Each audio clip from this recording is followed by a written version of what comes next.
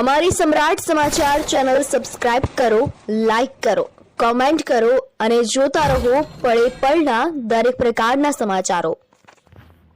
તળાજા તાલુકાના નવી કામરોળ ગામ ખાતે ચૈત્ર માસની નવરાત્રી દરમિયાન ચાલી રહેલ અનુષ્ઠાન યજ્ઞની આજે રાત્રે પૂર્ણાહુતિ કરવામાં આવી।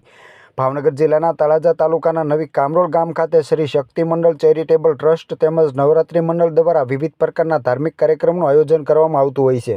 આસો મહિનાની નવરાત્રી તેમજ ચૈત્ર માસ દરમિયાન નવરાત્રીમાં વિવિધ પ્રકારના ધાર્મિક કાર્યક્રમનું આયોજન કરવામાં આવે છે। અત્રે ઉલ્લેખનીય છે કે અહીં નવી કામરોળ ગામે નવી કામરોળ ગામ સમસ્ત તેમજ શ્રી શક્તિ મંડળ ચેરિટેબલ ટ્રસ્ટ દ્વારા 2 કરોડથી વધુના ખર્ચે અંબાજી માતાજી, મહાકાળી માતાજી તેમજ બહુચર માતાજીના મંદિરનું નિર્માણ થઈ રહ્યું છે।